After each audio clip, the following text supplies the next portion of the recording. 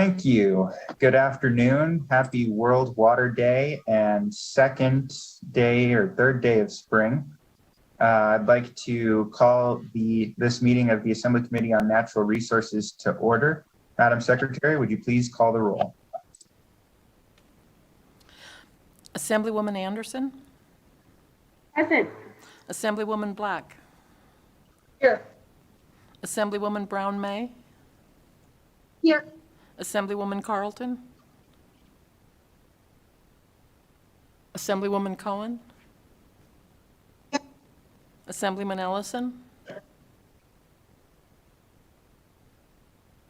Assemblywoman Gonzalez? Here. Assemblywoman Hanson? Here. Assemblywoman Martinez? Present. Assemblywoman Titus? Here. Assemblyman Wheeler?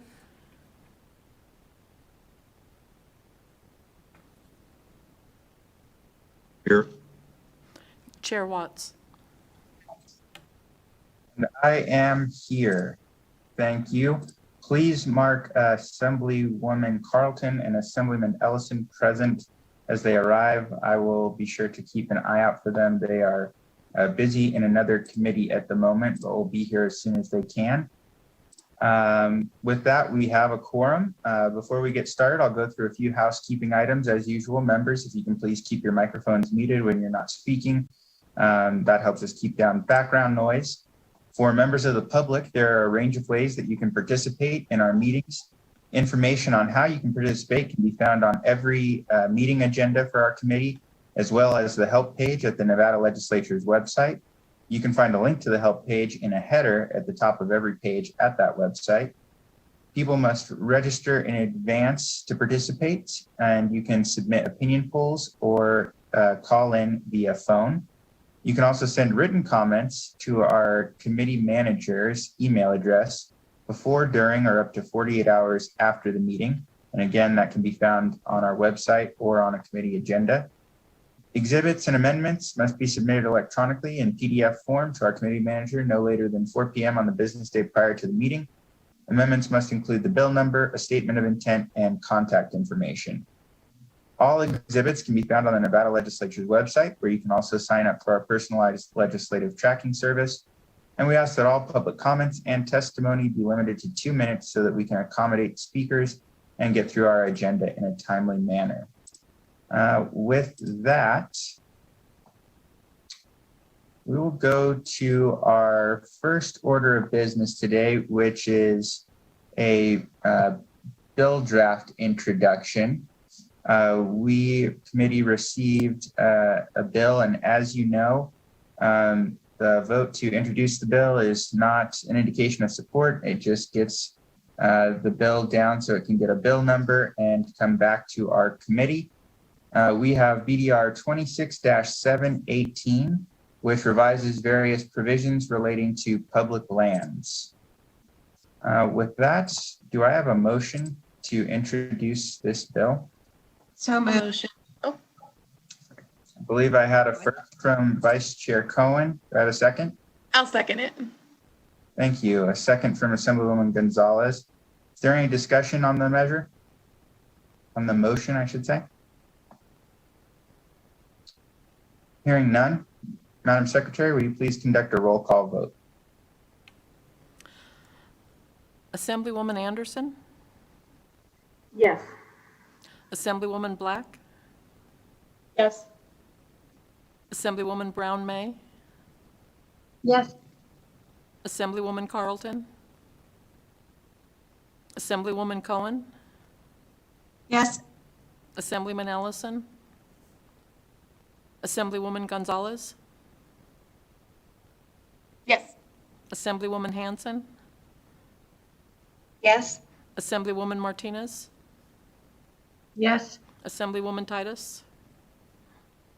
Yes. Assemblyman Wheeler? Yes. Chair Watts? Yes. Motion. Thank you very much, members of the committee. We also have a work session on our agenda today, but we'll hold off on that until the rest of our members are able to join us. Briefly, just so you know, we have 2 bills on the agenda today, as well as that work session. We're going to see how time is going and determine if we can hear AJR 5 as well. I know that there's going to be a decent amount of conversation on AB 240, so I just wanted to give everybody a heads up of what we're kind of thinking moving forward. And as we are continuing to wait on our other members, I think at this point, I will turn the gavel over to Vice Chair Cohen, and then we can begin the hearing on Assembly Bill 240 after that. Thank you, Chair. I will now open the hearing on AB 240, which revises provisions governing mining. And with that, Chair, please go ahead with your presentation. Thank you very much, Madam Vice Chair and members of the committee. For the record, I am Howard Watts, representing Assembly District 15 in Clark County, and I'm glad to present Assembly Bill 240 for your consideration today. While this bill is a bit lengthy, the intent is fairly simple. Assembly Bill 240 looks to streamline state government by consolidating 5 agencies that have some role in the environmental oversight of mining to 2 agencies. The bill seeks to dissolve the Commission on Mineral Resources, the Division of Minerals, and the Mining Oversight and Accountability Commission, and merge their core functions into Nevada's Division of Environmental Protection and the State Environmental Commission. Before we move forward, I just want to make sure that everyone knows that it is correct that a Democrat, a fairly liberal one, is proposing to reduce the size of state government so that we can make it easier to navigate. And here's why. Nevada has at least 8 entities that are tasked with some form of regulation and oversight of the mining industry. We've got MSHA, the Mining Safety and Health Administration, which is focused on health and safety issues. Taxation handles revenue issues. The Division of Environmental Protection and the State Environmental Commission handle regulations and enforcement for a range of environmental issues, including reclamation and air and water quality.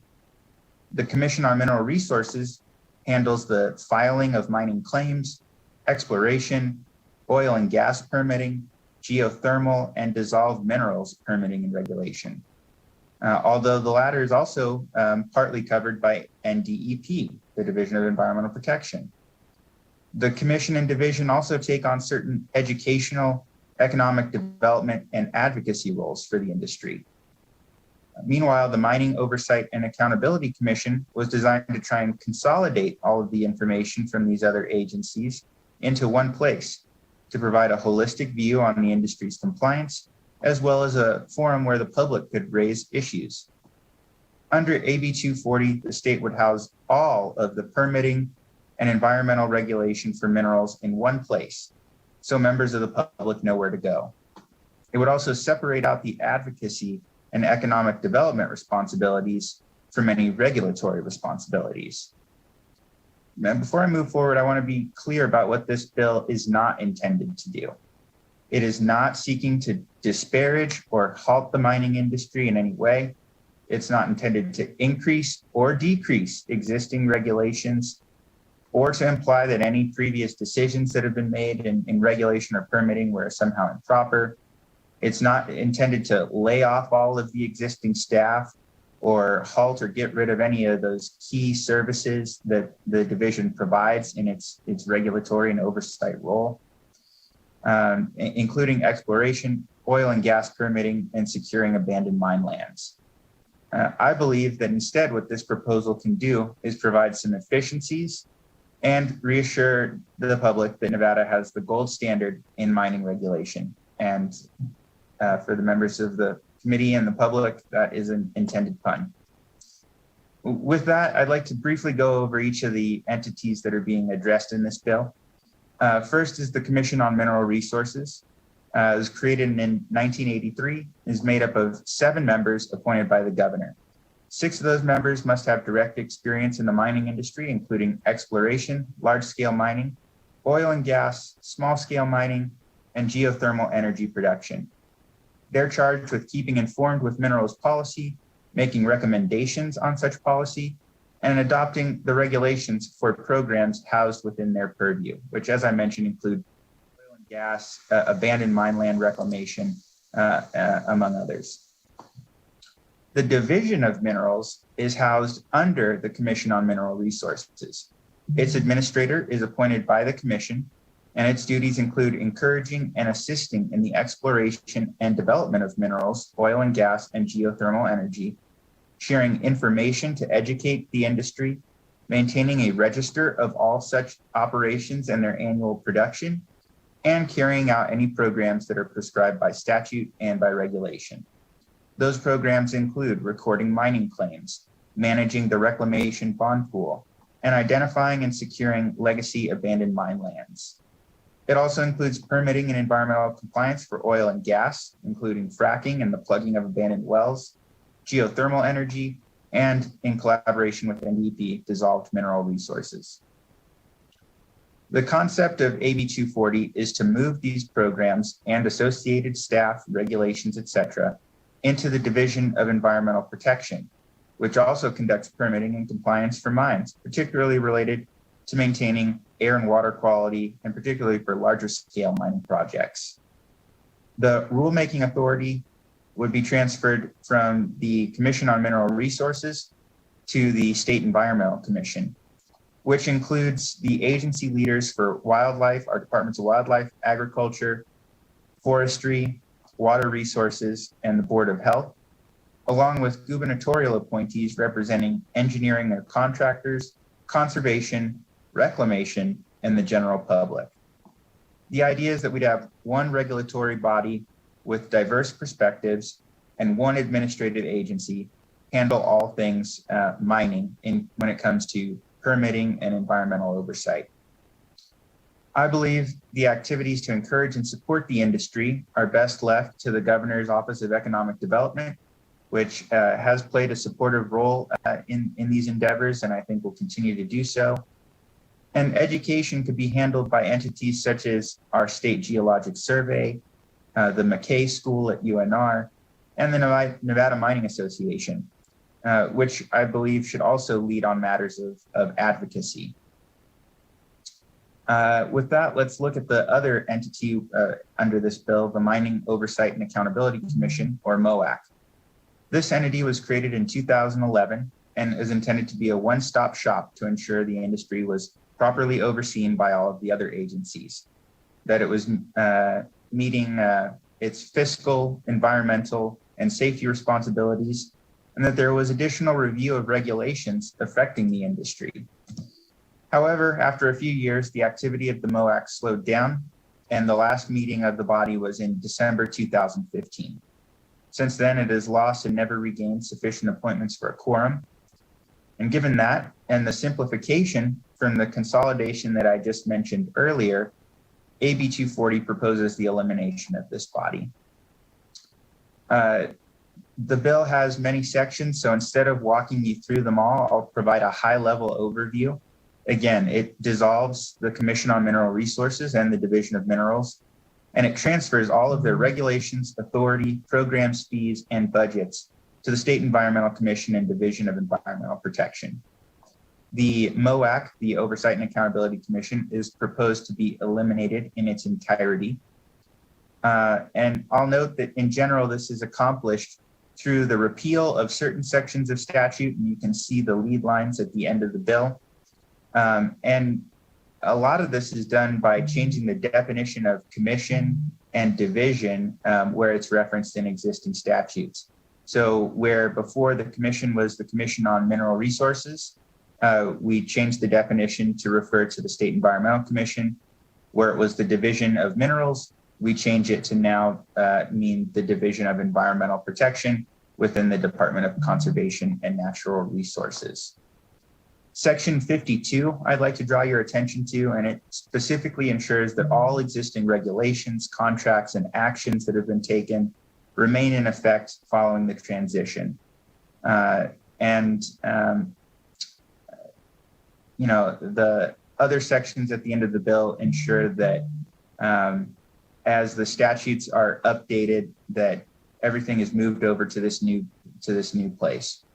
I'd also like to make members aware, as well as members of the public, that I did prepare a conceptual amendment to this bill, which should be available for everyone to see on Nellis.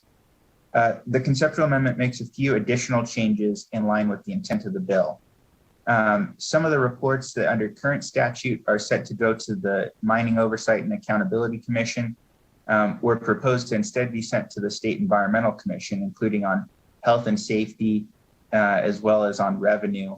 But since the SEC really deals with environmental issues, I have a proposed amendment that instead sends those reports to the legislature, so that the legislature and the governor will be kept apprised of those efforts.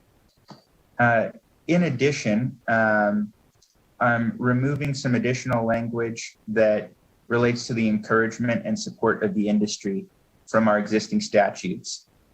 Because those statutes would be modified to guide NDEP and the State Environmental Commission, I think it's important that we carve that out and again, really create distinct boundaries between education, advocacy, economic development, and regulatory and permitting functions between the different entities within our government.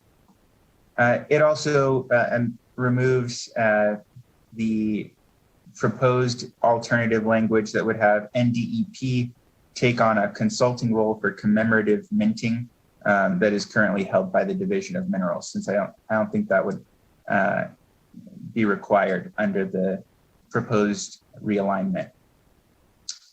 I'd like to note again that the intent of this bill is not to stifle the mining industry. Our state geologic survey, which is called the Nevada Bureau of Mines and Geology, will remain in place along with its duties to conduct research and disseminate information about and in support of our mining and mineral industries. The McKay School of Earth Sciences and Engineering at UNR will still be training people to work in the industry and providing relevant high quality research. The goal of AB 240 is to streamline the venues that various aspects of the industry are regulated under, and to eliminate any perception that the industry may have an undue influence in its oversight by ensuring all regulations are adopted by the diverse membership of the SEC. Other states have moved in this direction. Arizona transferred the duties of its Oil and Gas Conservation Commission to its Department of Environmental Quality in 2016. And its mining bureaus and departments, prior to being transferred to the University of Arizona under its geologic survey, were always separated from its regulatory responsibilities, which were housed either under the State Land Department or the elected office of the State Mine Inspector. In California, the Mining and Geology Board is housed within the state's Department of Conservation, with members representing engineering, conservation, geology, seismology, planning, hydrology, environmental protection, and the public. And Colorado recently merged several agencies into the Division of Reclamation, Mining, and Safety within the Department of Natural Resources, with regulations developed by a reclamation board with representation from mining, conservation, agriculture, and state agencies. I think it's time that we take a look at modernizing and streamlining the oversight of mining in our great state. And I think AB 240 provides the opportunity for us to do just that. I ask for your support and thank you for your consideration. I'd like to note that we will hear from some folks who are opposed. I think the conceptual amendment helps address some of those concerns, and I welcome their continued thoughts and suggestions to make sure that as we hopefully move this proposal forward, that we address it so that the language matches the intent of this bill. And with that, Madam Vice Chair and members of the committee, I'm happy to take any questions that you may have. Thank you, Chair. And before to questions, I just want to note for the Secretary, I know that Assemblywoman Carlton has joined us. And I'm sorry, I'm not sure who else we were waiting for from Commerce. Assemblyman Ellison. Okay, and I'm not seeing him. All right. So with that, I do have questions. The first question from Assemblywoman Anderson. Thank you, Vice Chair Cohen, and thank you, Chair Watts, for bringing this forward. I always love to hear about Mackey School of Mines as a proud University of Nevada Reno graduate. I have two questions. The first has to do with, I know that there are some different federal funding sometimes that goes along with some of our different divisions. With this sometimes matching funding, is there any sort of matching funding that would be possibly impacted based upon this possible change in the divisions? Or is that kind of covered in section 52, I think it was? Thank you for the question. Howard Watts for the record. As far as I know, this would not have any positive or negative impact on funding for these activities. So there are certain fees that are already laid out. I want to touch on this briefly at the state level. There are different fees associated with filing claims, maps, obtaining various permits, etc. And we are not eliminating any of those. We are transferring them. So where the commission or division may have accounts right now, an account for mining specifically would be created. So any funds that are restricted for specific purposes would remain so. They would just be coming within particularly within the Division of Environmental Protection. And so the intent is that any federal matching or other support would also just be transferred over to that fund. And as far as I know, I don't think there's any impact that having these activities housed under the Department of Conservation and Natural Resources versus the Independent Commission on Mineral Resources. I don't think that has any impact on our state's ability to pull down any additional federal resources. Great, thank you. And then I do have a second question. A little bit of it has to do with the Moab board, I'm worried that I've got the wrong, oh, by the way, Assemblymember Anderson, thank you for the follow-up question, Vice Chair Cohen. I just kept on going, but if I could. I'm a little bit concerned about the Moab not meeting since December of 2015. So would adding these responsibilities to the State Environmental Commission, would that, are they paid or does it continue to be a volunteer, basically group of people still? So I'm just a little bit concerned about the timing of that and everything. Their workload, I guess is a better way to say it. Thank you for that question, Assemblywoman. Howard Watts for the record. This is something that you'll also hear from the Division of Environmental Protection about when they provide testimony, and they will be available to answer some of your questions as well if you have more specific or technical questions for them. Obviously, there would be some fiscal and efficiency benefits realized by having one board instead of two. The workload for the SEC would increase. The gubernatorial appointments are essentially serve as volunteers. They do not receive significant any salaries. And then some of those members are the heads of state agencies. And so that just falls within part of their responsibilities in those roles. But the workload would be increased, and you'll hear a little bit about some of the fiscal implications. And I know that we have Chair Carlton of the Ways and Means Committee here. This is proposing to eliminate certain budget accounts and change others. So this is certainly heading to Assemblywoman Carlton's committee for additional consideration if it gets out of this policy committee. Thank you. And thank you, Vice Chair, for allowing me so much time. Thank you. Our next question is from Assemblywoman Titus.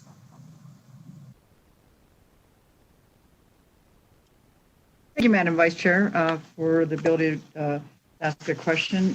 Thank you, Chair Watts, for your presentation. I, like Assemblywoman Anderson, was also proud of the Mackey School of Mines, just so you know how it's pronounced, not McKay, just as we don't say Nevada and we say Nevada. As a previous student at the Mackey School of Mines, I want to jump on that real quick. My question actually is resolved around section 46 of this bill, and it talks about the administrator, it talks about the created a board of review composed of, and that's an already existing statute. In that statute, you're removing in this bill, you're striking out C, which is the administrator of Division of Minerals, from being on that board, but not really replacing it with anybody representing the mining industry. I understand that this bill would eliminate the division, the administrative division of minerals, but you're not replacing that board with anybody from the mining industry or related to mining. So I'm wondering why you did that and not replace somebody representing mining. Thank you for the question. Howard Watts for the record. I'll speak specifically to section 46. 2 notes on that. The Board of Review has not met. It is a board tasked with making certain public land decisions or review and recommendations. And the other thing that I'd note about that is all of the positions on there are state agency heads, and the administrator of DEP already has a position on that board. And that's why I did not add any additional seats to it. Next question, if I might, Madam Vice Chair. Go ahead. Will this, by eliminating this and moving this department into several of these departments now into the different division, do you see any possible delays in applications for mining exploration? Thank you for the question. Howard Watts for the record. I would not expect those. We do have the Division of Minerals who will be able to, who will be testifying, and I would encourage you to ask a brief follow-up question of them as well. But again, I'll say the intent is not to create complete upheaval. I expect that many, if not all of the staff would essentially just be moved over. So the entity that they exist under would change, but the staffing would remain in place. The programs that they administer would remain in place. So the intent is certainly not to create any backlog as a result of the transition. Okay. Thank you for the questions, Madam Vice Chair. You're welcome. With that, we will go to Assemblyman Wheeler. Hey, thank you, Vice Chair. I appreciate it. Mr. Chairman, when I look at the makeup of Moax now and then moving it over to NDIP, I think my question's a lot like Assemblywoman Titus's. But what I don't see is anybody from the oil and gas exploration industry kind of moving over with it. Would their voice be completely silenced in this? Thank you for the question, Assemblyman Wheeler. Howard Watts for the record. I believe you were referencing the State Environmental Commission, since the Mining Oversight and Accountability Commission would be eliminated under this proposal. There is a seat on the SEC by the Division of Minerals. The current draft of this bill does remove that position. However, I'm more than open to working with you and other stakeholders to figure out an appropriate representative of the mining industry, given the role that the SEC already does and would continue to play in the oversight of the mining industry moving forward, to make sure that we have that expertise present.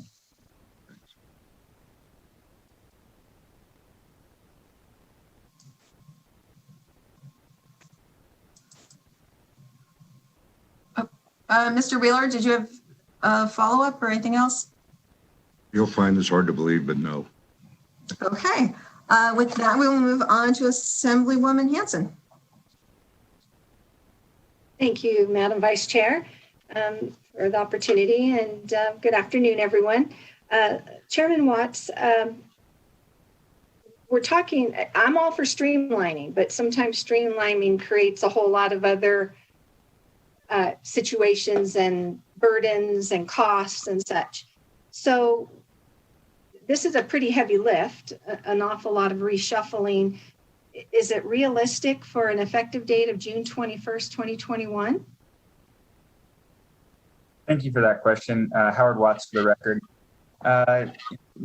More time may be needed to implement this, and I would certainly be open to moving the implementation date to ensure that the state has the time to make this transition in a way that is effective and doesn't create unintended consequences. So thank you for bringing that up. And Madam Vice Chair. And I'm sorry, Assemblywoman, before you ask your question, just to be clear, it's July 1st. Not. Oh, what did I said 21st. That would be interesting to just pick July 21st. Thank you for that. I'm writing 21 everywhere. And just another additional question. Actually, I think this one we might get into as we get a little further. I'm just kind of wondering, I know we're a policy committee, but we're being asked to deal with things that could have some fiscal impacts of these transfers. And so I'll look forward maybe to some more discussion a little bit more into the hearing. But really my question is, why now? What, it's always good to get to the genesis of why a bill is brought forward. And so I'm curious, what problems arose or came to your attention? Could you give us some real life examples of what we need to fix per se? Thank you for the question, Assemblywoman Hanson. Howard Watts for the record. One of the things I'd say is this is something that in doing some research and review of how things worked in our state and what's gone on in some other states, I've personally followed the issues with the Mining Oversight and Accountability Commission for some time, and have also heard from people who are concerned about the fact that the Division of Minerals and Commission play both regulatory and advocacy and education and economic development role. So I decided to bring this forward, not because of any particular instance, but because I think the time is always appropriate when it seems like there's an opportunity to take a step back and look at how we have our state government organized and what we might be able to do to move it around and streamline. For other folks who serve on the Ways and Means Committee, we've got several proposals that have come forward, including from agencies, to move programs, offices around within our state. And so I decided to bring this forward so that we could have that conversation and figure out what sort of organization does work best for the regulation of the mining industry in our state, and what makeup looks best for the bodies that are overseeing that. Thank you. And Madam Secretary, Mr. Ellison is now present. Committee, do we have any other questions or questions for the chair? Okay, I'm not seeing any. Okay, with that, Chair, do you want to have the representatives from NDEP and the Department of Minerals go next, or do you want to move on to support?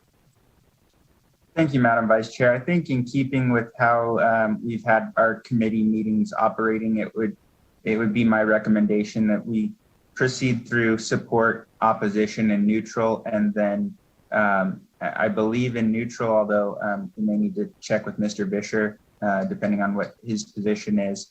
Would like to make sure that there's time for questions after they make their comments. Okay, thank you. So with that, we will move on to support. Do we have anyone in the Zoom in support? Don't believe so. We do not, Madam Vice Chair. Okay, all right. So with that, if we could please go to the phones for support. To testify in support on AB 240, please press star 9 now to take your place in the queue.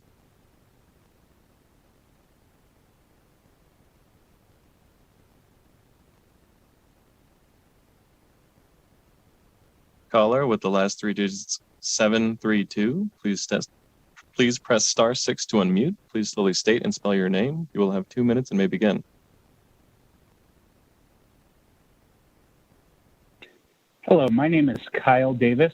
That's Kyledavis. And I appear today on behalf of the Nevada Conservation League. The Nevada Conservation League is in support of AB 240, and we appreciate Chairman Watts for bringing the bill forward. This bill makes needed changes to the regulatory structure of extractive industries in our state. Currently, most of hard rock mining is regulated by the Division of Environmental Protection, yet oil and gas, geothermal, and dissolved minerals are regulated by the Division of Minerals. The Division of Minerals exists outside of the normal structure of our state government and lacks oversight from the executive branch. Its board, the Commission on Mineral Resources, is entirely made up of current or retired industry representatives. We don't feel that it's appropriate to have industries that develop our state's natural resources to be regulated by representatives from that same industry. It's a classic fox guarding the henhouse situation. This can be seen by the various advocacy positions that the division and the commission have taken from time to time. In order to ensure that our state maintains a high degree of public confidence in the regulation of these industries, we urge this committee to support AB 240 to protect our air, water, and land. Thank you. Thank you. And with that, I probably should have put this on the record earlier. We are timing the length of testimony. We'll give equal time, but we do want to make sure that we give as many people time as possible, but don't go over. So with that, if we could have the next person, please.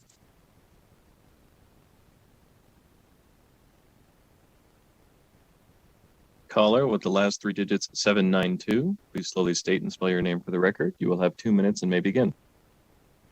This is Patrick Donnelly, Patrick Donnelly. I'm Nevada State Director with the Center for Biological Diversity. Thank you, Madam Vice Chair and Mr. Chair, for bringing this bill. We are in support of AB 240. And Mr. Davis's comment actually said basically verbatim what I was about to say, so I won't repeat it. I will say folks are aware that we engage on mine permitting in this state, in some cases fight mines. And you have the situation where, since they are professionals in the industry, members of the commission are actually working on permitting new mines in the state. The opportunities for conflict of interest are significant. You know, the fate of Moax has certainly been disappointing to all of us. But not having had a meeting in 5 years, it clearly has not been an effective mechanism for providing oversight and accountability of the mining industry. So as much as we hate to see Moax go away, the benefits of folding the Division and Commission of Minerals into NDEP and the State Environmental Commission just make sense. And it will help reduce the undue influence of extractive industries on our state's environmental regulatory structure. Thank you. Thank you. Next person in support, please. For the callers that have joined recently, we are in support on AB 240. If you would like to take your place in the queue, please press star 9 now.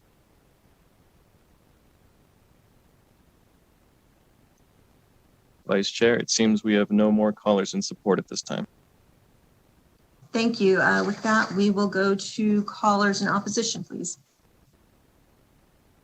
To testify in opposition on Assembly Bill 240, please press star 9 now to take your place in the queue.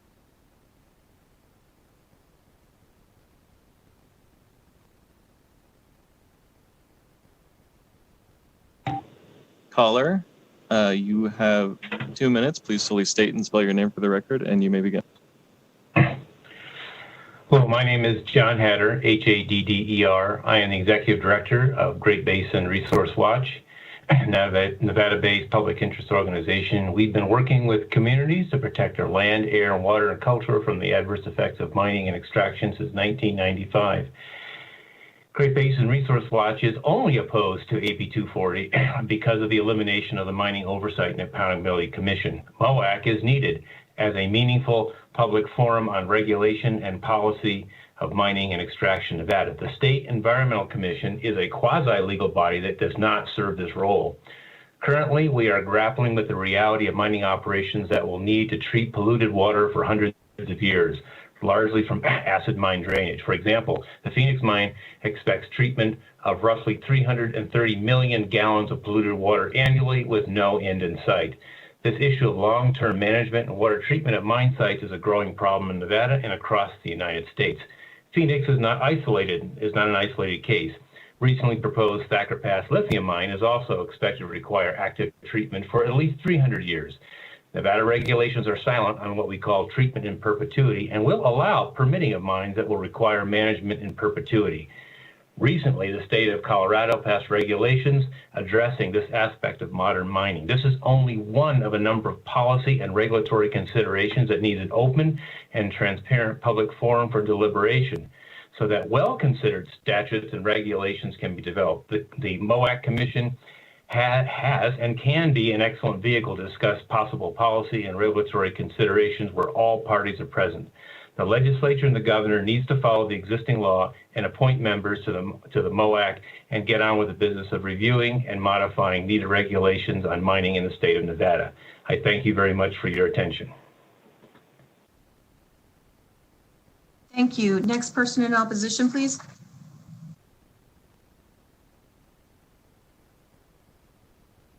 Caller with the last three digits 393. Please slowly state and spell your name for the record. You will have 2 minutes and may begin.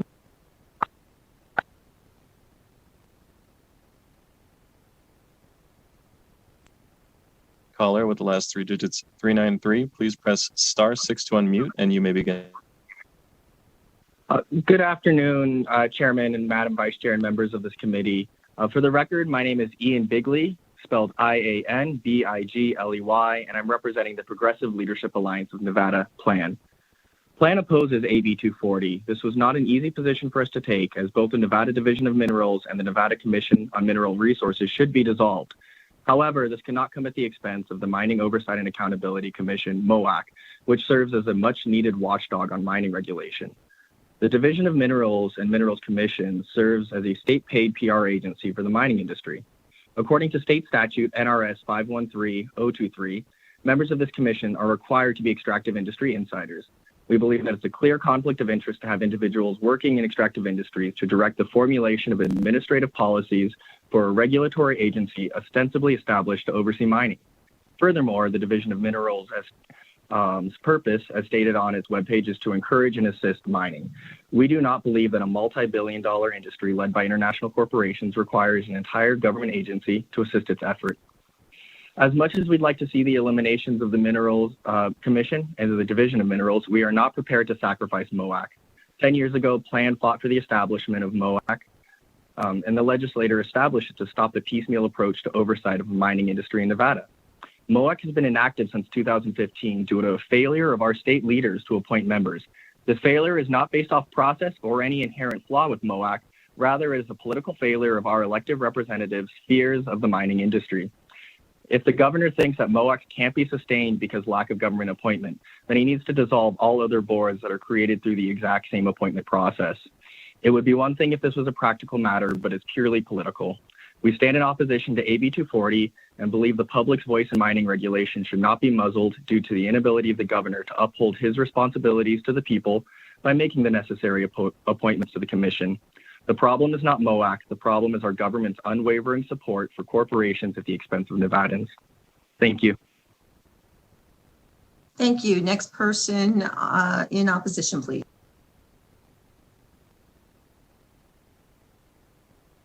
Caller with the last three digits 904. Please slowly state and spell your name for the record. You will have 2 minutes and may begin. Good afternoon, Vice Chair Cohen and members of the committee. This is Tyree Gray, T-Y-R-E-G-R-A-Y. Though I'm elated to testify for the first time before this committee as president of the Nevada Mining Association, it is with a heavy heart I do so in opposition. It is the custom of the association to be neutral on regulatory bills unless the bill seriously threatens the stability of the mining industry. And AB 240, in our estimation, is such a bill. Like the vast majority of Nevadans, before representing the mining industry, I had very little understanding of what the Nevada Division of Environmental Protection, NDEP, did. And I didn't even know that the Division of Minerals existed. Yet my knowledge base has grown over the past decade, and these two agencies are critical to mining operations in Nevada. Crafted by a unique coalition comprised of regulators, environmental activists, and industry representatives, Nevada's modern mining law is known around the globe as the most comprehensive statutory and regulatory scheme. NDEP is a regulatory arm that is tasked with executing the scheme and has done so masterfully. On the other hand, NDOM and the Mineral Commission exist to promote and exist in responsible exploration and production of minerals, oil and gas, and geothermal energy, which are economically beneficial to the state. Though not a new concept on its face, AB 240 appears to just consolidate government agencies, but the reverberations can be much more severe. First, it unreasonably adds to the State Environmental Commission's workload, and they may not possess the subject matter expertise. Second, it places a regulatory arm in an uncomfortable position of advocating for the mining industry while hearing violations and contested cases. Third, it may result in increased cost, as NDOM is funded without the use of general fund dollars, and a reduction of services means a reduction in fees collected and the need to supplement. Last, as expressed by the governor in his State of the State, there is a need to develop Nevada's lithium resources, and in order to secure the green future of Nevada and the U.S., and AB 240 may complicate that mission. Simply put, these two agencies have very different missions and appropriately are housed in separate agencies. As such, I urge this committee to do what previous legislatures have done and reject the transfer of duties and responsibilities and reduction of services contemplated by AB 240. Thank you so much. Thank you. Next person in opposition, please.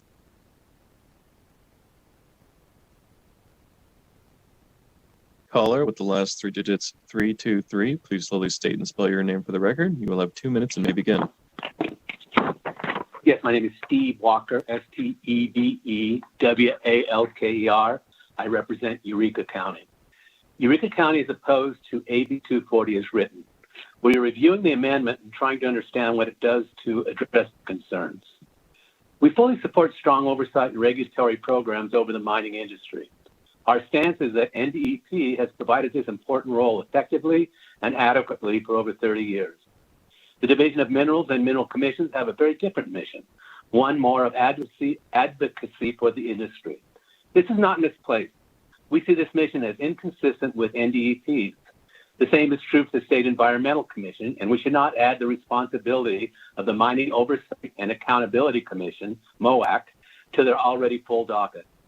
Most of our state's primary economic drivers have state entities playing advocacy roles. The state should be proud of supporting and promoting the mining industry while also ensuring separate oversight and accountability of mining. Thank you. Thank you. Next person in opposition, please.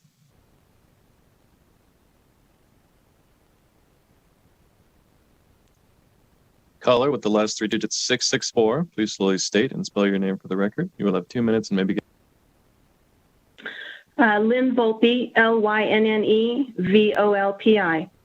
Chairman Watts and members of the Assembly Natural Resources Committee.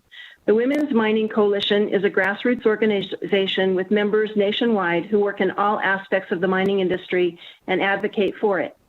WMC's Nevada members are concerned about the proposals in AB 240 to eliminate the Nevada Commission on Mineral Resources and to fold the Nevada Division of Minerals into the Nevada Division of Environmental Protection. Based on these concerns, WMC opposes AB 240 for the following reasons. AB 240 is a solution in search of a problem.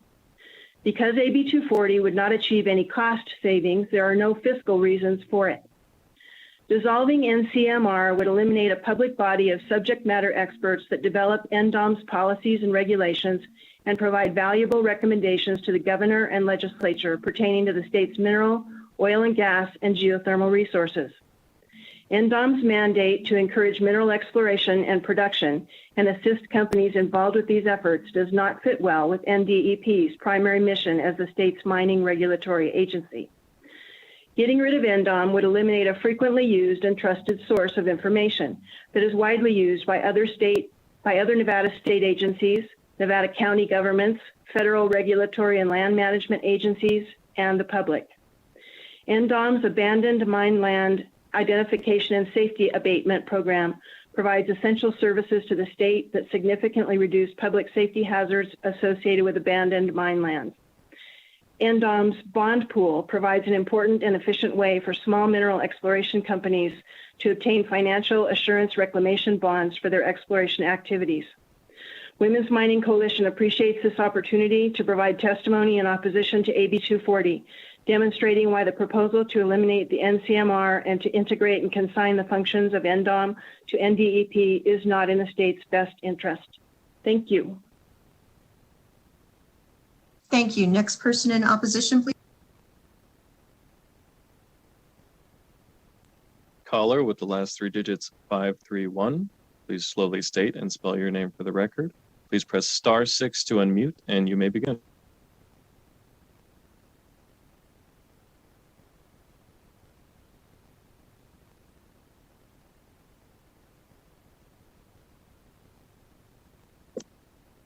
Caller with the last three digits 080. Please slowly state and spell your name for the record. You will have 2 minutes and may begin. Thank you, Madam Vice Chair. For the record, Susan Fisher, SUSAN-FISHER, with McDonald Carano, speaking on behalf of Nevada Mineral Exploration Coalition.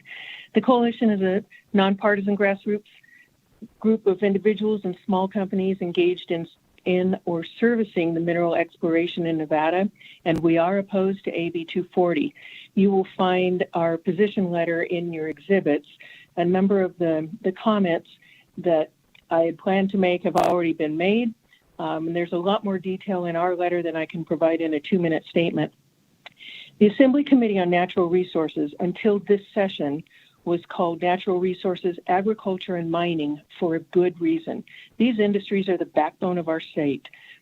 The Division of Minerals does for mineral exploration and mining what GOED, the Governor's Office on Economic Development, does for other industries. The natural resource industries are extremely important components of Nevada's economy, and the Division of Minerals, along with the Commission on Mineral Resources, provide essential science-based advisory, educational, and oversight services to Nevada's executive and legislative leaders, the public, and the state's natural resource industries. Quoting from Nevada's own 2020 climate strategy, which was quite an elegantly written document, resources, including minerals and metals, underpin the world's economies for almost all sectors, providing crucial raw minerals for their industrial processes. Much of the division's budgets and activities are related to public safety and education. I think my time is about up, so I will just thank you for allowing us the opportunity to talk today. I encourage you to read the additional points in the letter that we've submitted. Thank you. Thank you. Next person in opposition, please. Caller with the last three digits 232. Please slowly state and spell your name for the record. You will have 2 minutes and may begin. Thank you, Chair and members of the committee. My name is David Dazlich with the Vegas Chamber. That's D-A-Z-L-I-C-H. We're here today to testify against AB 240. As you've heard from the mining industry and several other mining resource groups, NDP and the DOM are critical to the mining industry as it exists today. The mining industry is a key component of Nevada's economy and one that deserves its own expert regulation and permitting. Currently, NDP and DOM are doing a stellar job, and Nevada's mining regulations and rules are considered exemplary nationwide and worldwide, as you've heard. For these reasons, we do not feel that this is the right time to be moving the NDP and the DOM to the Department of Environmental Resources. Thank you. Thank you. Next person in opposition, please.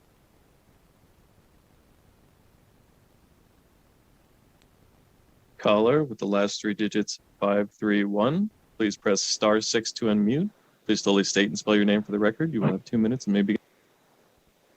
Yes, my name is Alan Morris, A-L-A-N M-O-R-R-I-S, and I represent myself as an independent contract geologist who derives most of his income from companies offshore, primarily Canada and Australia. Elimination of the Department of Minerals will send a message to these companies that their investment monies are not welcome in Nevada. Currently, the Fraser Institute ranks Nevada as the #1 destination for mining investment in the world. We have great resources, we have a great tax structure, we have a great encouragement, and we have fair and balanced regulations. One problem with this bill is if the Department of Mineral Resources is eliminated, the functions of advocacy and data preservation, that sort of thing, are to be dispersed somewhere, but no one really knows where, nor will the money that comes in all from mining taxes on mining claims, how will that be advocated? I can easily see the Division of Geology of Mining will wind up with these functions with no money to pay for it. Also, the regulations in the industry, there are some great things being done in innovative regulations to allow some good stuff with lithium, and primarily the division has put these regulations forward, put them up to the legislature for revision of some of the water law in order to make those sort of things happen. At a time when the state is looking for economic innovation zones to eliminate the Department of Minerals, which is in the forefront of some of these innovations, would be a waste. Thank you for your time, and I appreciate the opportunity to testify. Thank you. Next person in opposition, please. For those callers that have joined recently, we are in opposition on AB 240. Please press *9 now to take your place in the queue.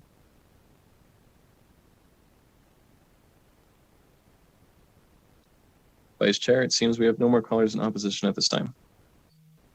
Thank you. And I'm going to go to the Zoom for opposition. I didn't realize that Mr. Vischer was actually here in opposition. So please go ahead, Mr. Vischer. Thank you. Good afternoon, Vice Chair Cohen and committee members. My name is Michael Vischer, and I'm the administrator for the Nevada Division of Minerals. I'm here to provide testimony in opposition to AB 240.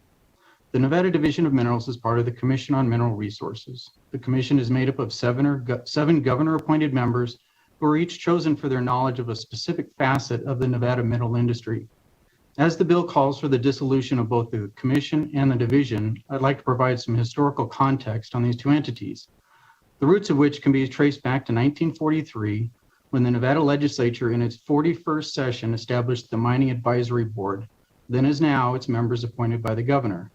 The purpose of this board was to study ways and means of furthering the mining industry of the state, further explore and develop the oil and gas industry, reports results of such studies to the governor, and call upon the Nevada Bureau of Mines and its analytical laboratory in furthering the objectives and purpose of the legislative act. In 1977, the legislature combined the then 2-year-old Oil and Gas Commission with the Mining Advisory Board to create the Oil, Gas, and Mining Board to serve an advisory capacity to the newly created Division of Mineral Resources within DCNR.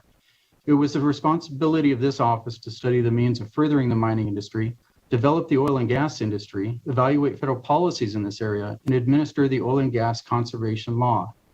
In 1983, the agency left DCNR when the legislature created the Department of Minerals, supervised by the Commission on Mineral Resources, all the authority and duties of which remain the same today.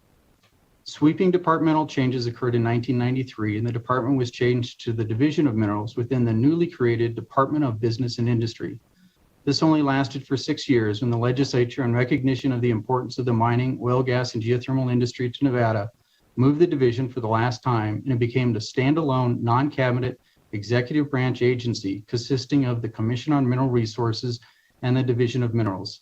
It is the division's current organizational position within state government, with oversight by the Commission, that has proven to be the most efficient and cost-effective, and why, on the grounds of good governance, we are opposed to the bill. That concludes my testimony, and I'm available for any questions the committee may have. Thank you, sir. I don't see any questions, but if I'm missing them.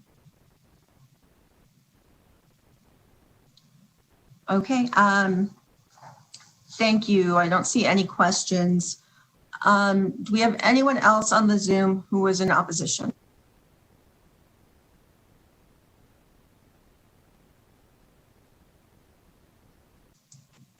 Okay, seeing none, we will move on to neutral.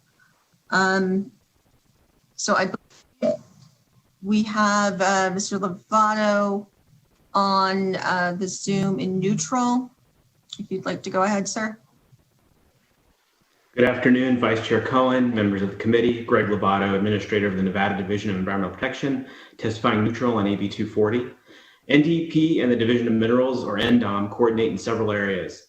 Our Bureau of Water Pollution Control works closely with NDOM to address underground injection control requirements under the Federal Safe Drinking Water Act associated with oil and gas and geothermal operations. NDP's Abandoned Mine Lands Program, which focuses on environmental and water quality aspects of abandoned mines, coordinates on abandoned mine project prioritization and execution with NDOM's Abandoned Mine Lands Program, which focuses on physical safety issues associated with abandoned mines. NDOM actively participates in Interstate Mining Compact Commission with other states and relays important national initiatives and trends to NDEP. NDEP has one primary but significant concern regarding this bill. That is the transfer of the duties of the Commission on Mineral Resources to the State Environmental Commission. I am concerned about the additional burden placed on the SEC members. This also relates to the question from Assemblywoman Anderson earlier. SEC membership is broad, and members do not have the expertise or specialization in oversight of the oil and gas and geothermal industries. The NDEP administrator, that's me, I do not sit on the SEC. The bill as proposed would eliminate the only general mining and minerals expert on the SEC, which is currently the NDOM administrator.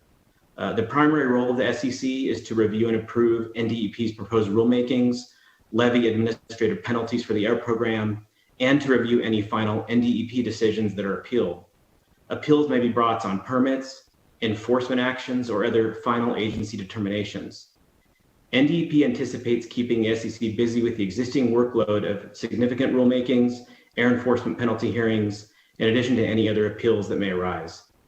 Aside from the general members of the public, 6 of the members of the current SEC and 5 of the members of the SEC in the bill proposed already have full-time jobs within state government in addition to their SEC duties. Based on discussions with NDOM, we anticipate the SEC will need to double the time it currently devotes to meetings in addition to any startup orientation and education. I don't believe this will provide the SEC adequate time to carefully consider all the matters put before the commission and will create scheduling conflicts, as being an SEC commissioner would move more towards a full-time commitment. For purposes of our fiscal planning, NDEP has assumed the intent of the bill is that all of NDOM's budgets, personnel, and programs would come to NDEP. NDEP does have a higher indirect cost rate than NDOM, being a larger agency and part of a larger department. We are available for further discussion to address these concerns, and we also understand that State Environmental Commission Chair Tom Porta has phoned into the hearing today and would also be available for questions. And that concludes my testimony. Thank you. I don't think we have any questions for Mr. Lovato, but just to make sure, any questions? Okay, and Mr. Lovato, I just want to make clear, are you testifying in neutral or is that opposition? I am testifying in neutral. Okay, thank you. Okay, seeing no questions for Mr. Lovato, we will go on to the phones for neutral testimony. To testify in neutral on AB 240, please press *9 now to take your place in the queue.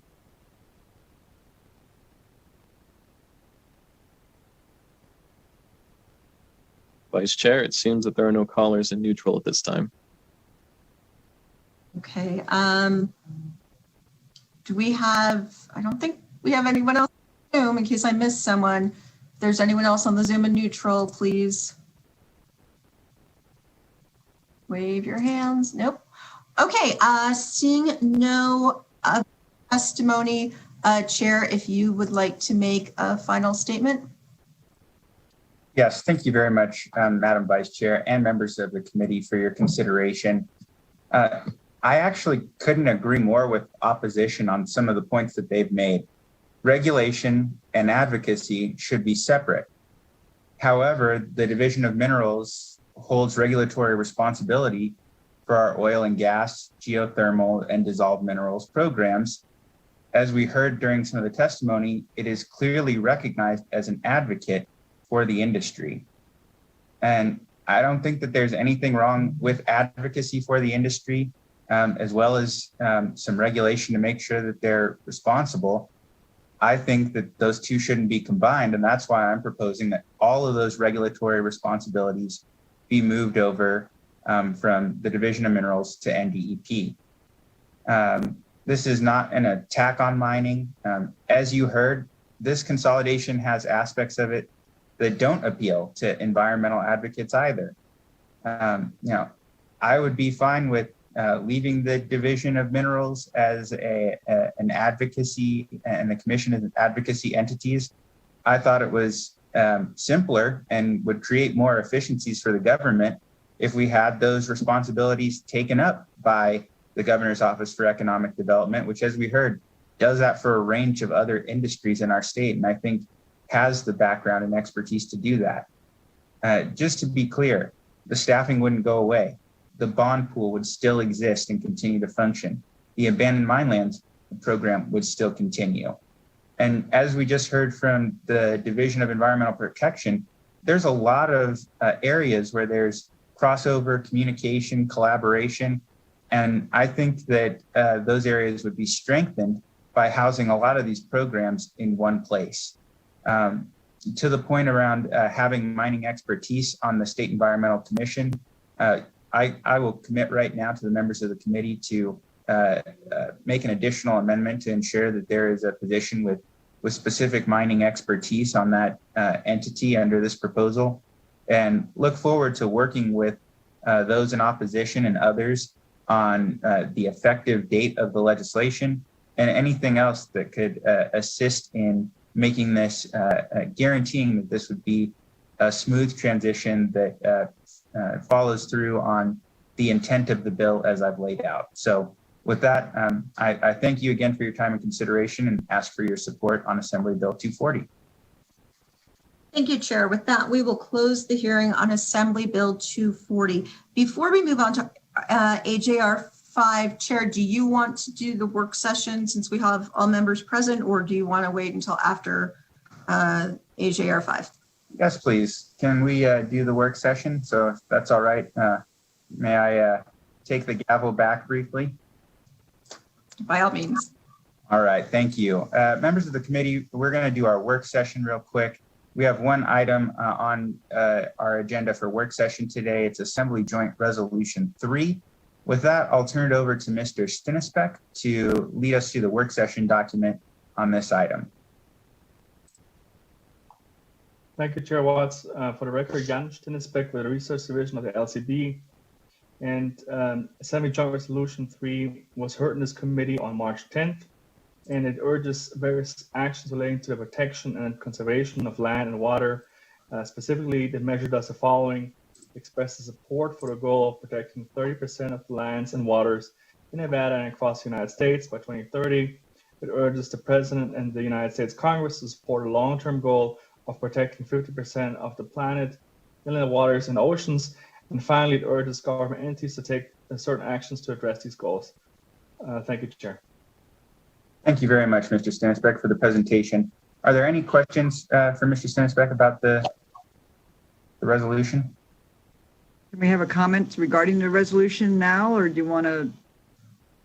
Unless it's a policy consideration, if it's more of an opinion, I'd like to wait for discussion on the motion. Perfect. Thank you. All right, hearing none, do I have a motion to do pass Assembly Joint Resolution 3? So moved. I've got a motion from Vice Chair Cohen. I second. I have a second from Assemblywoman Gonzalez. With that, we'll move on to discussion. And Assemblywoman Titus, you may kick us off. Thank you, Mr. Chair. As we see in this building and have for many, many years, a lot of bills are introduced with well-meaning intentions. And I, for one, feel that I am a great conservation of land, protect it, love to enjoy it, as most of you, I think, on this committee also feel that it is important that we have it for our children and grandchildren for many years to come. However, this bill, I feel, is an overreach, potential unintended consequences of taking of private rights, especially of possible water rights and land rights. And so I will be a no on this bill. Thank you, Mr. Chair. Thank you. Any other discussion on the motion? Seeing none, Madam Secretary, will you please conduct the roll call vote? Assemblywoman Anderson? Yes. Assemblywoman Black? No. Assemblywoman Brown May? Yes. Assemblywoman Carlton?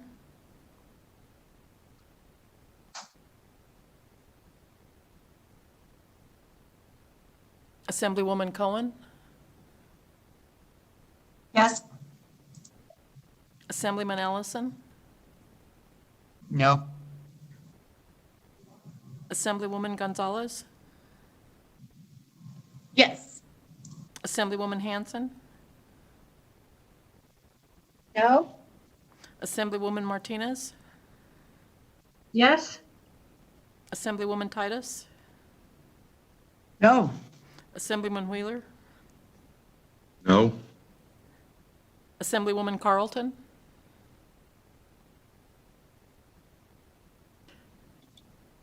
Yes. Chair Watts?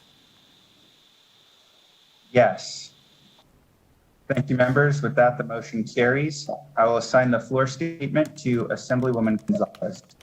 Thank you, Mr. Chair. Thank you. With that, we'll turn the gavel back over. I know that it's 5:13, but I think this next bill we can get presented very quickly. So with that, I'll turn the gavel back over to the Vice Chair for us to do the last item on the agenda. Thank you, Chair. I will now open the hearing on Assembly Joint Resolution 5. Assembly Joint Resolution 5 urges Congress to sell off or transfer certain public lands to local governmental agencies and nonprofit organizations. With that, Chair, whenever you're ready. Thank you very much, Madam Vice Chair, members of the committee. Again, for the record, I'm Howard Watts, representing Assembly District 15 in Clark County. I'm presenting Assembly Joint Resolution 5 today as a member of the Legislative Committee on Public Lands over the 2019 to 2020 interim. The Eureka County Board of Commissioners submitted a recommendation to the Public Lands Committee regarding the status of lands held by the federal government under H.R. 4362, the Recreation and Public Purposes Amendment Act of 1988. These lands are owned by the federal government and leased to public and not-for-profit agencies. In many cases, permanent structures and improvements such as fairgrounds, schools, and shooting ranges have been constructed by the lessees. But modifications to these facilities or the activities of these locations may be limited by the terms of their leases, slowing down or stopping some of these changes. For example, there's been discussion in Clark County about expanding the access of school grounds to the community, but the terms of leases with the BLM have been brought up as potential issues or barriers. Senator Parks, who chaired the Public Lands Committee last interim, noted some of the workload that he saw at the Clark County to review, renew, and update RPP leases over the last couple of decades. As a result, the committee unanimously recommended the drafting of AJR 5, which asks the federal government sell or otherwise convey land ownership to the entities that are currently leasing these parcels. This is a narrow ask, just focused on these lands used for these purposes, not a broader ask for the transfer of federal lands. And with that, that concludes my presentation. I'm happy to take any questions that members of the committee may have. Committee, do we have any questions? Yeah, I have one, ma'am. Please go ahead, Mr. Ellison. I apologize. I couldn't get the button to text in. But anyway, madam, one of the questions I do have, would the checkerboard squares along the railroad corridor, would that fall under this bill?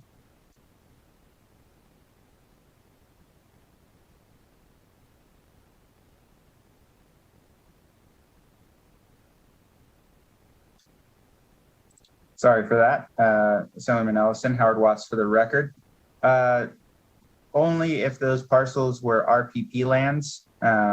So again, this doesn't address any broader public lands transfer issues. It's specifically schools, nonprofits that have leases. So they're operating facilities on land that is still currently owned by the federal government, asking that it be turned over to them only for those specific parcels. Thank you, Mr. Chair. Any other questions? Oh, I'm sorry. Sorry, Mr. Wheeler, you did let me know you have a question. Sorry about that. Please go ahead. I know, I'm easy to forget, Madam Vice Chair. Thank you. I actually kind of like the bill. I'm just wondering, Mr. Chair, if there is a list somewhere of the lands that we are requesting to come back. Thank you for the question, Assemblyman Wheeler. Howard Watts for the record. I'm sure there is a list somewhere of RPP leases. I do not have that. Perhaps Mr. Tippett and folks in Eureka County have a list for the lands that are within that county. Again, I believe there's 50, maybe more schools within Clark County that are on BLM RPP land. So I'd offer to get that to you, but I don't know exactly where that list is, but I'm sure it's compiled somewhere. Okay, thank you. Assemblywoman Brown May. Thank you, Madam Vice Chair. Thank you, Mr. Chair. I do have one question. You did say that it was for RPP lands currently owned by the federal government, but I'm curious to know, in the history of Clark County in particular, there have been a number of land transitions that started out as federal-owned land that they traded the county for in order to be able to lease them to nonprofit organizations or other groups. Do you know if those properties would fall under this, or is that now specifically county property? Thank you for the question, Howard Watts for the record. If the land was transferred to the county, then that would not be contemplated under the ask of this resolution. It would be lands that are currently owned by the federal government, managed by the federal government. And I know that there's also quite a few discussions about lands related legislation in Congress, and this does not single out any particular measure. It just makes the ask for this specific type of transfer.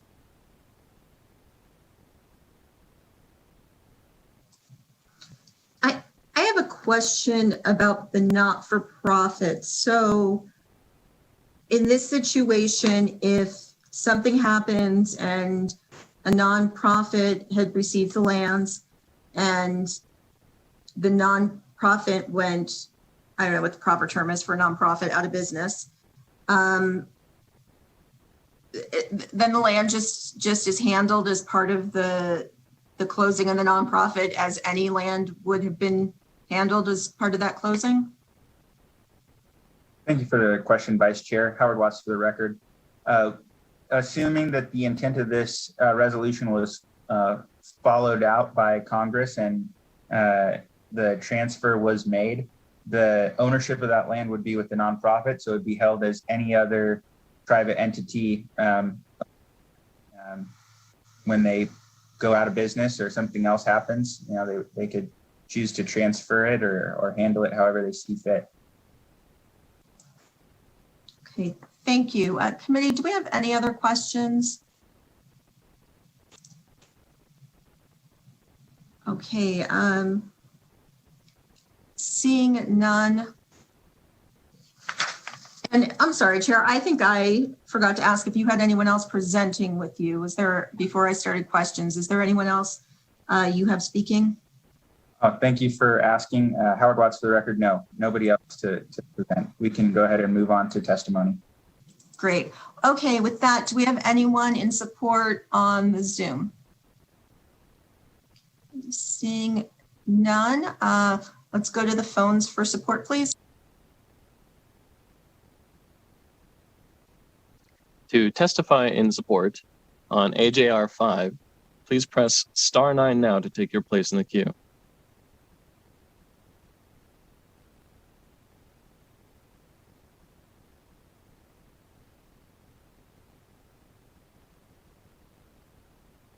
Caller with the last three digits 105. Please slowly state and spell your name for the record. You will have 2 minutes and may begin.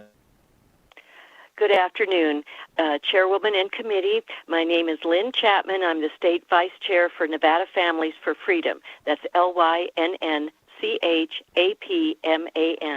We are in support of AJR 5. Nevada, more than any other state, is handicapped in our tax revenues, growth of cities, and reasonable management of Nevada's land by the control of the federal government.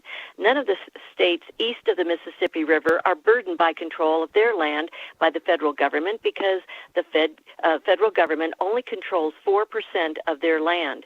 The U.S. Constitution limits the federal government's control of land in Article 1, Section 8, Clause 17, quote, to exercise like authority over all places purchased by the consent of the legislature of the state in which the same shall be for the erection of forts, magazines, arsenals, dockyards, and other needful buildings, unquote. However, in the 11 western states, the feds control 47% of the land, and in Nevada, that exceeds 84.9% of our land. The U.S. government has greatly exceeded its limited authority in the U.S. Constitution over Nevada's land.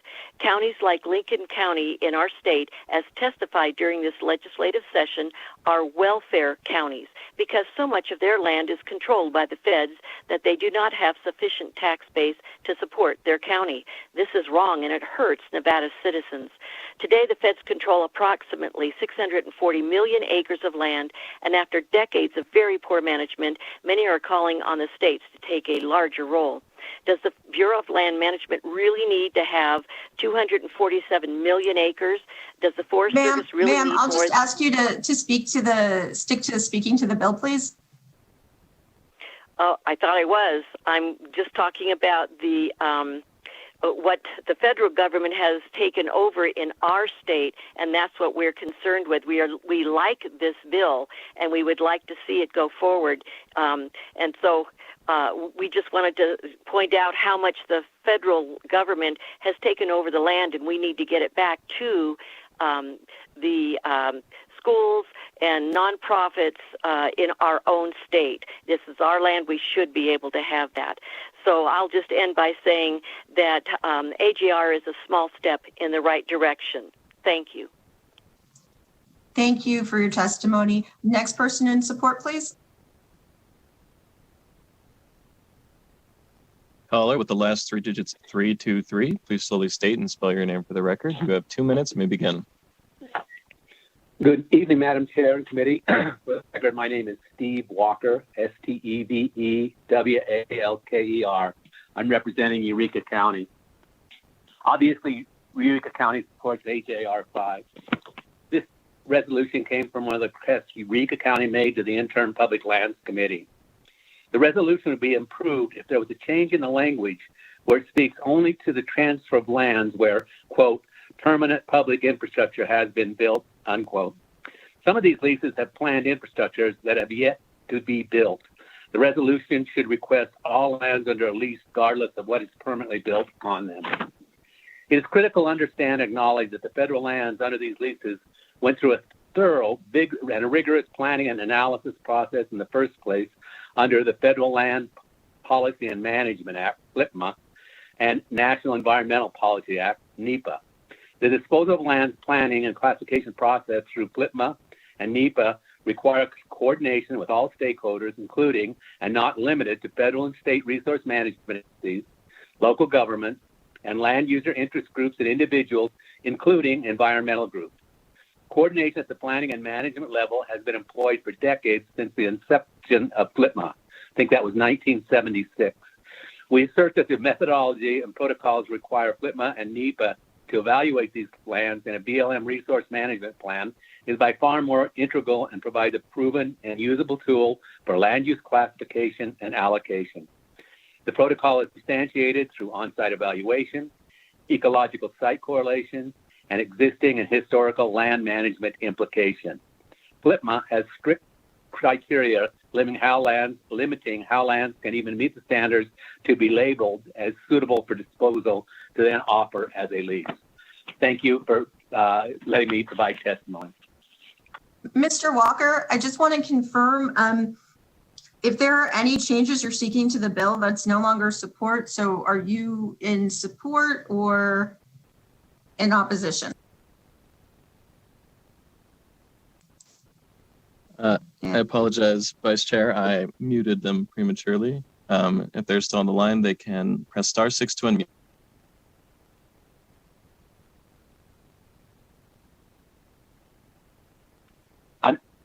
I'm back. This is Steve Walker. I think there was a question. Yes, thank you, Mr. Walker. I just want to confirm, because if you have any proposed changes to the bill that haven't been accepted by the sponsor, it's opposition. So are you in opposition or support? No, I opened my testimony with it. We support the bill because actually Eureka County brought the bill to the Interim Public Lands Committee. I do feel that if you could modify the joint resolution or amend the joint resolution to include leases where the structures haven't been built, but the lease has gone through the environmental review, that it would strengthen the resolution. Okay, thank you for that.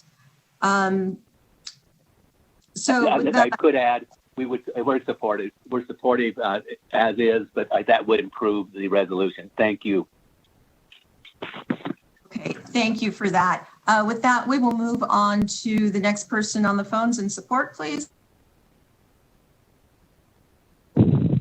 Caller with the last 3 digits, 232. Please slowly state and spell your name for the record. You will have 2 minutes and may begin.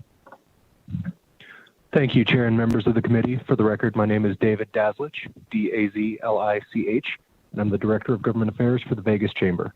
We're in support of AJR 5, as does the Chamber's longstanding position generally to use public lands in southern Nevada, especially federal lands, for economic and housing development purposes.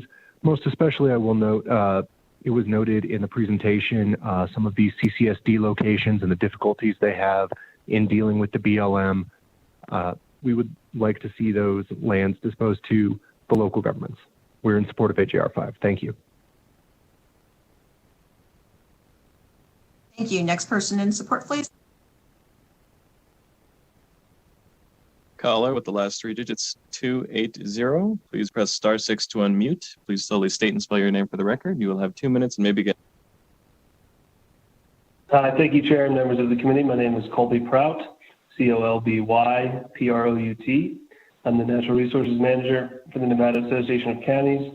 NACO's members are all 17 of Nevada's counties, and we would like to offer our support for AJR 5. Nevada is unlike any other state in the lower 48. The federal government manages 86% of the state's lands. Some counties contain as much as 98% of federally managed lands. Despite the ownership of these lands, counties still provide mandated and crucial services and infrastructure. However, differences in ownership, use, and management sometimes result in obstacles to proper management, including when county facilities are on federal lands. Leases may restrict the holder in a variety of ways, including permits for maintenance and making changes in the land use, without express authorization, which often requires additional time and expense. It's estimated that over 200,000 acres of land across Nevada are leased by the federal government. Examples of activity and use that occur on these lands leased to counties include, but are not limited to, fire stations, police stations and training facilities, public schools, public parks, community centers, even some with public pools, and trailheads and related facilities. The Federal Recreation and Public Purposes Act and certain provisions of FLPMA already provide for the transfer of leased lands to states and counties. It makes sense, therefore, to convey such lands to counties and reduce delay in management decisions and help guarantee proper management of these lands and the taxpayer-funded facilities on them to ensure desirable outcomes and reduce interference with services to the community. Thank you, Chair and members of the committee, for your time. Again, NACO supports AJR 5. Thank you. Next person in support, please. Vice Chair, there are no more callers in support at this time. Thank you. Do we have anyone in neutral on the Zoom? Okay, seeing more, no one more. We will move on to neutral on the phones, please. To testify in the neutral position on AJR 5, please press star 9 now to take your place in the queue.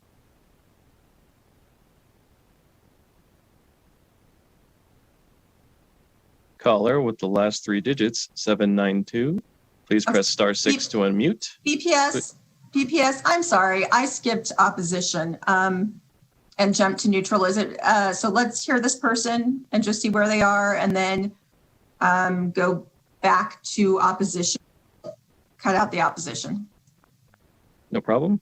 Caller with the last 3 digits, 792.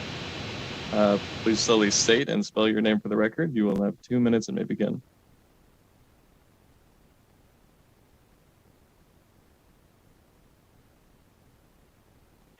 This is Patrick Donnelly, PatrickDonnelly. I'm Nevada State Director with the Center for Biological Diversity. Thank you, Madam Chair and Mr. Chairman. We are weighing in neutral on this bill. I know there was a little timing thing there, but just want to be clear, we are neutral on AJR 5. RPP leases are an important service our federal land managers provide the community, but they can be cumbersome to administer and challenging for both the land management agency and the lessee of the land. It's worth noting that the main place we've heard a proposal like this is in the Clark County Lands Bill, which was recently introduced in Congress. And we do not object to the provisions in the Clark County Lands Bill transferring RPP leases to Clark County. As an advocate for BLM protecting our lands, the last thing we want them doing is instead messing around with the land underneath a school or a fire station. So this just makes sense. However, we want to note, and this is why we're neutral on the resolution, that the current proposal where this idea is being pursued in the Clark County Lands Bill would also allow for a huge expansion of sprawl development south of Las Vegas. And the sprawl would eat up desert tortoise habitat, contribute to carbon emissions, and exacerbate environmental inequality. We're opposed to the Clark County Lands Bill and would only support AJR 5 if it explicitly excluded the possibility of being paired with a massive expansion of other land disposal as is currently proposed. Thank you. Thank you. Okay, so with that, let's go back to opposition. Any opposition on the phone, please? To testify in opposition on AJR 5, please press star 9 now to take your place in the queue.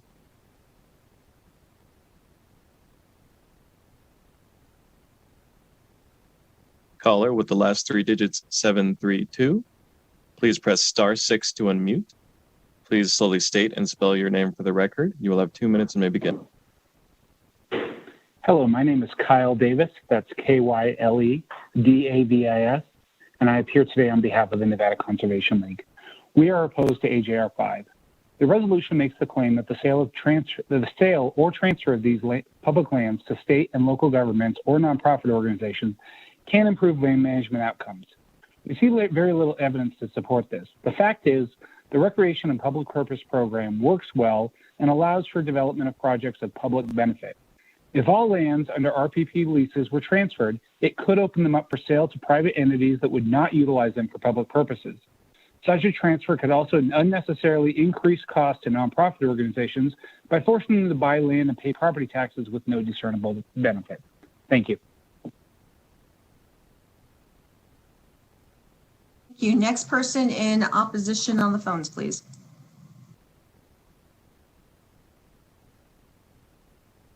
Caller with the last 3 digits, 071, please press star 6 to unmute. Please slowly state and spell your name for the record. You will have 2 minutes and may begin. Chairman Watts and members of the committee, my name is Ashley Foreman, ASHLEEFORMAN. I am co-chair of the Sierra Club's Legislative Committee. On behalf of the Sierra Club and our more than 40,000 members and supporters statewide, I'm speaking in opposition to Bill AJR 5. AJR 5 urges Congress to sell or transfer certain public lands to local governmental agencies and nonprofit organizations. We support the current method of public land provision in Nevada. The recreation and public purpose provision works well and allows for multiple public purposes of public lands. The transfer or sale of public lands to these entities could result in their use no longer being available to the public. If the resolution passes, the public could lose the benefits that come from these public places and infrastructure. Overall, the reasoning for passing this resolution is unclear to us. This session poses many problems for the legislator to solve, but we do not believe that this is one of them. Let's keep our public lands public and accessible for current and future generations of Nevadans. And for these reasons, we urge you to oppose this bill. Thank you so much for your time. Thank you. Next person in opposition, please. Chair, we have no more callers in opposition at this time. Okay, thank you for that. And with that, let's just go back and make sure we didn't miss anyone else on neutral. To testify in neutral on AJR 5, please press *9 now to take your place in the queue.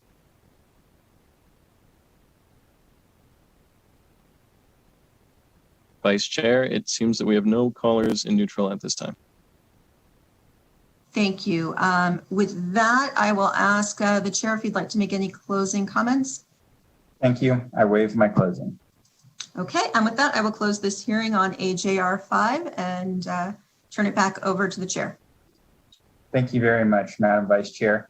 With that, we are now at the last item on our agenda, which is public comment. As a reminder, you must register in advance to provide public comment. You will be provided with the information to call in. We ask that anyone wishing to provide public comment limit their remarks to 2 minutes. And with that, we'll turn it over to BPS one more time to see if we have anyone in the queue wishing to provide public comment. Thank you, Chair. To take your place in the public comment queue, please press *9 now.